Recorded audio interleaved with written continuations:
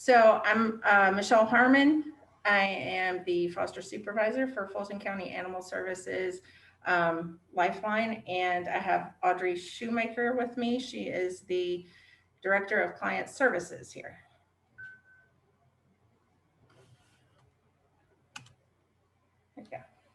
So I'm going to try to give you guys a little bit of background because Michelle's really going to dive in since she is our foster master and has created so many of these magical programs. But I wanted to give you guys a little bit of an idea of some of our challenges here because I think that's always really helpful in trying to figure out why programs are created at each specific shelter. We work for Lifeline Animal Project, and Lifeline was founded in 2002 with the mission of ending the euthanasia of healthy and treatable dogs and cats in the metro Atlanta shelters. So in 2013, the bids came up for Fulton and DeKalb counties. Sorry, I'm gonna take off my mask if you'll just scoop down. Michelle and I are sharing space. In 2013, we took over the contracts of both Fulton and DeKalb County.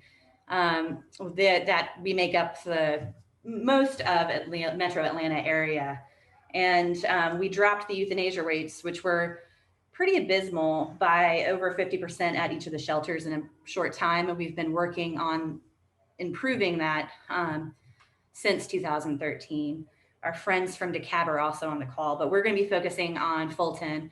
We're a little bit different than some of the other counties in that Georgia is broken down by, I think, 159 different counties. So it's a little bit challenging. It's helpful that we have two of the counties, but we don't have that sort of unified messaging throughout our sheltering systems in Georgia, which, hearing some of the numbers that Jackie was talking about, I was pretty shocked because those are huge intake numbers. Ours are obviously lower because we're dealing with smaller areas, but Fulton County is the largest county by population in Georgia. And I believe DeKalb is the fourth, if I'm not mistaken. So we have metro areas, suburban areas, pretty rural areas. So we have all of the challenges that you get faced with when it comes to animal challenges. Prior to COVID, we had over an average of, most of our problems are with dogs here at Fulton and at DeKalb, but specifically at Fulton. We tried to throw a couple pictures up of our shelter, which is easily our biggest challenge, as I think anybody would say. Our shelter was built in 1978 at Fulton, and it was really built with no intention of animals leaving alive. It was actually closed to the public until 2005 or 6, I believe. And a previous vendor came in and actually made it open, but it was really built for animals to be euthanized in. So as you can see, prior to COVID, when we made all of these great changes, even with all of our efforts and all of the great staff and volunteers that we've had, and a lot of the great programming, we didn't really find the magical moment until we had COVID. We had to make some real shifts. It was very typical for us to have 6 to 9 dogs in a run, as you can see, with the guillotine gate in the middle. So we have larger kennels, but we don't have very much kennel space. So that made programming a real necessity. So our foster program was largely, fortunately, we've always had very talented staff. We've always had just one foster coordinator until this past year, and one volunteer coordinator at Fulton. Michelle was our foster coordinator from 2018 and 19. Did you start? 2019 is when she started. Wow, I feel like she's been around longer. But yeah, 2019, and she just started as our foster supervisor. Now we have one dog foster coordinator under her and one cat foster coordinator. So clearly there was a need to create some more bandwidth with our fosters and volunteers so they could support one another.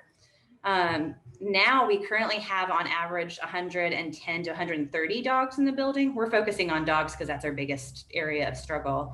All of our animals are available through our foster programs, which Michelle is going to talk a little bit more about.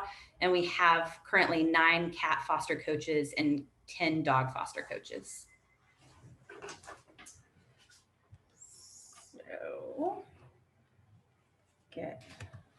Okay. So when, like Audrey said, when I started, we were pretty full. There was just me, and I was just like, what am I going to do? So we really thought about how to increase our bandwidth and what we needed to do with the program. And so it was just me with 300 something animals running around out in foster. The program needed some structure and reorganization, and I needed help. So we asked our volunteers, and we asked volunteers that worked, that fostered, and also volunteers that just worked in the shelter, so that we could get feedback on the whole foster program, from like, why does this dog qualify for foster and this dog doesn't, to what goes on in the home. When we originally were sending dogs out to foster, when I first started, we had 400 dogs, and it was a lot of just urgency, like, this dog is going to be on the youth list next week if we don't send it out. So let's, we got to get this one out. We got to get this one. This one's not doing well in the runs. We got to get this one out. We don't have enough single space. And so it was just a constantly treading water to get those dogs out kind of feeling. And fortunately now with COVID, with our population down, I can send any animal I want to foster, but I can also be strategic in how I place them. So I don't have to just get this dog out of the shelter.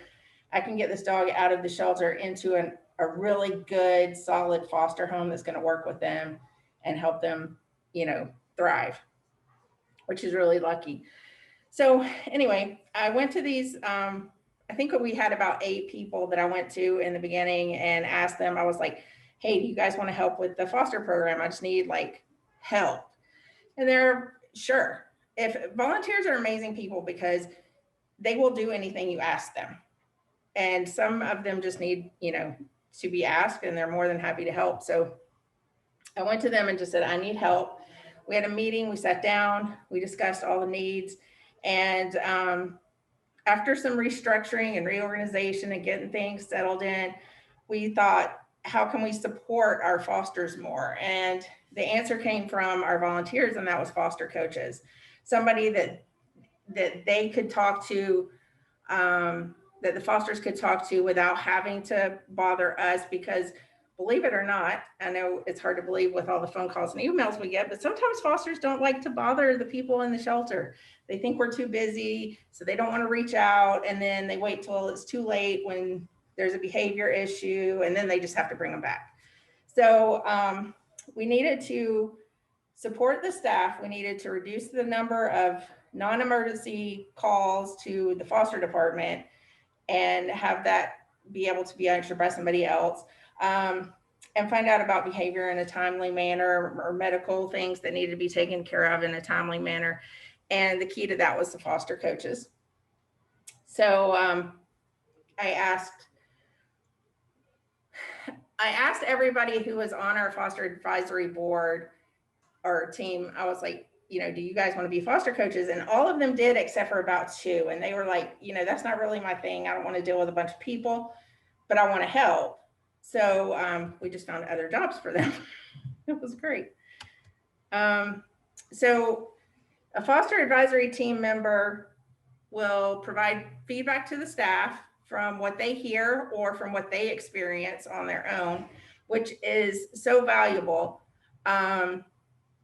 It's great I was a foster before I was a foster coordinator, and I remember a lot of things, but I also now have been in the shelter for a few years, and now I'm like, you kind of get dulled to what goes on in the home. So you have to remember the foster needs, and it's great to hear feedback from people who are actually in the trenches, so to speak.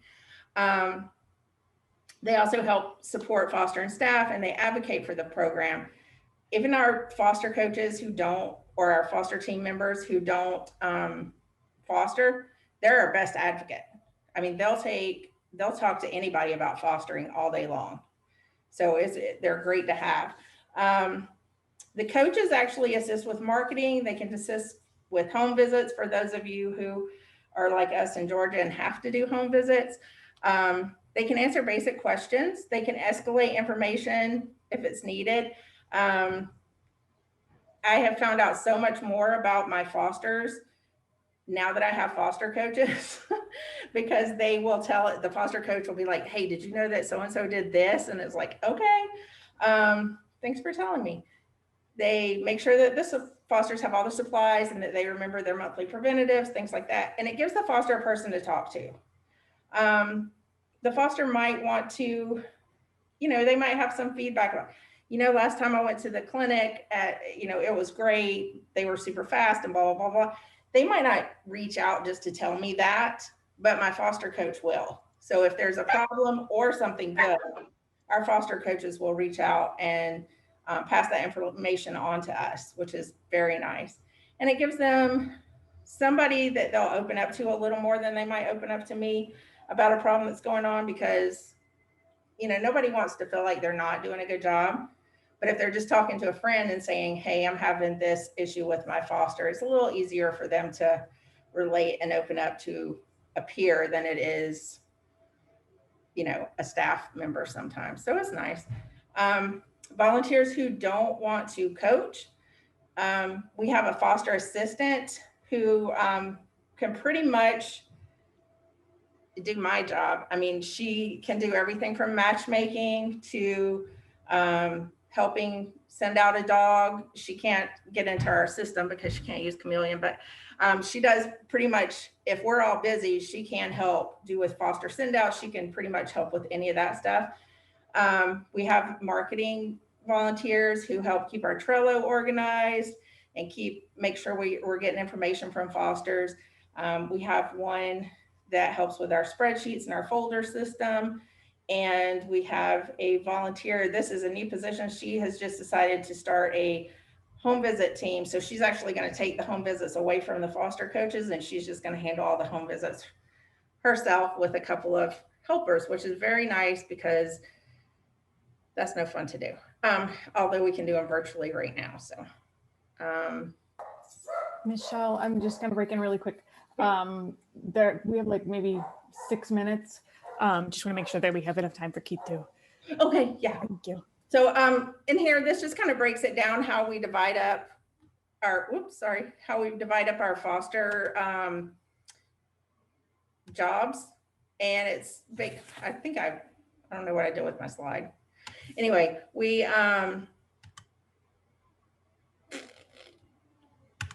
okay. Dogs, cats, basic stuff. The foster staff still manages the Foster to Forever, Friendly Finder, court cases, safety net fosters, and stuff like that, and the communication between the departments. I'm going to our behavior dogs. We actually have a behavior foster coach now. She's a certified trainer. And so every foster dog that goes out gets a regular foster coach that helps with marketing, that kind of thing. And then we have Chris, who checks in on them on behavior and makes sure that they're going over our protocols. And all our foster coaches are trained on our protocols and methodology as well. And the benefits to it, as I've said it kind of all the way through. We've had more marketing material. Things have been addressed quicker. We have a much, much, much, much shorter length of stay in foster, which helps roll animals through the system. Lots more support. So it's been great. And then we have some pictures. I won't go into their stories since we're in a hurry, but this little guy right here that's smiling, almost nobody in our shelter could touch him until he left. That's him leaving the shelter. He went to foster, so it's super cute. But just to get started, just look at your program, kind of assess what is working and if it can work better. What isn't working, get rid of it, fix it. If things have been on your to-do list too long, just ask a volunteer to do it. They will do it. But that's the best thing you can do, is just ask your fosters and volunteers to help and put them to work. And that's it. Well, thank you so much. This is such great stuff. Yeah. One question, do you have a job description for the behavioral foster? The behavior foster coach? Yeah. We're in the process of writing that into our SOP because she's new. But when I do write that out, it's pretty much the same. It's just all behavior related. So right. I can send it to you. That'd be awesome. Someone was asking me the other day and I was like, I don't know if anybody has one. So.